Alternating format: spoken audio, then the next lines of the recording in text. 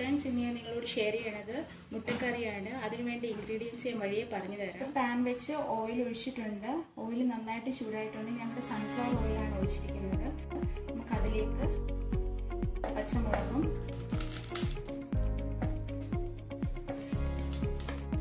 ഇഞ്ചി വെളുത്തുള്ളി പേസ്റ്റും കൂടെ ചേർത്ത് കൊടുക്കാം.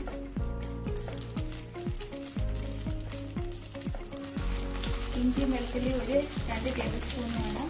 പച്ചമുളക് ഒരു 3 എണ്ണമാണ് ഞാൻ റൗണ്ടിന് എടുത്തിരിക്കുന്നത്. അതിന് വഴണ്ട് വരുമ്പോഴത്തേക്ക് നമുക്ക് സവാള ചേർത്ത് കൊടുക്കാം.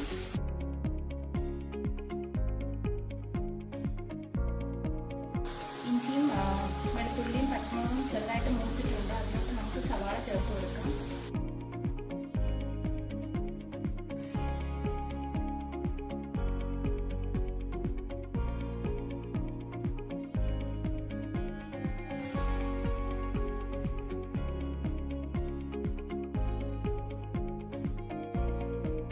അതിലോട്ട് ഈ തക്കാളി ചേർത്ത് കൊടുക്കും. അതിലൂടെ ഒരു തണ്ട് കറിവേപ്പിലയും കൂടെ ഉണ്ട്. അതുകൂടെ ചേർത്ത് കൊടുക്കും.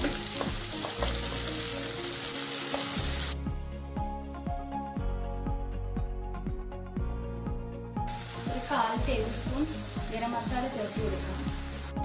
1/4 ടേബിൾ സ്പൂൺ മല്ലിപ്പൊടി ചേർത്ത് കൊടുക്കാം.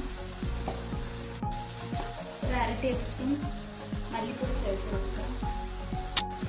പിന്നെ മുളക് നിങ്ങളുടെ ഇഷ്ടത്തിന് ചേർക്കാം. ഇത് കാശ്മീരി ചില്ലിയാണ്. ഞാൻ ഇവിടെ 2 ടേബിൾ സ്പൂണാണ് ചേർക്കുന്നത്. എന്നിട്ട് ഇത് നമുക്ക് നന്നായിട്ട് മിക്സ് ചെയ്ത് കൊടുക്കാം. ഇതിൻ്റെ പച്ച മണം ഒന്ന് മാറുന്നതാണ് നമുക്ക് മിക്സ് ചെയ്ത് കൊടുക്കാം.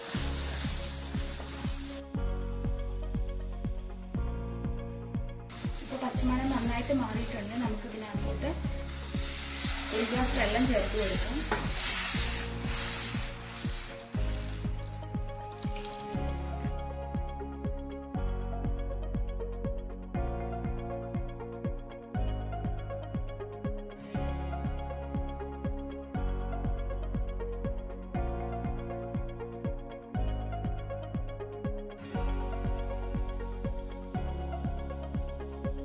കറി തിളച്ചൊന്നും നമുക്കൊന്ന് നോക്കാം.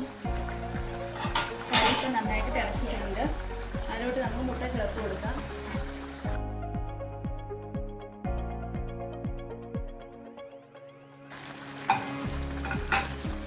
എന്നിട്ട് ഫ്ലെയിം ഓഫ് ചെയ്യാം.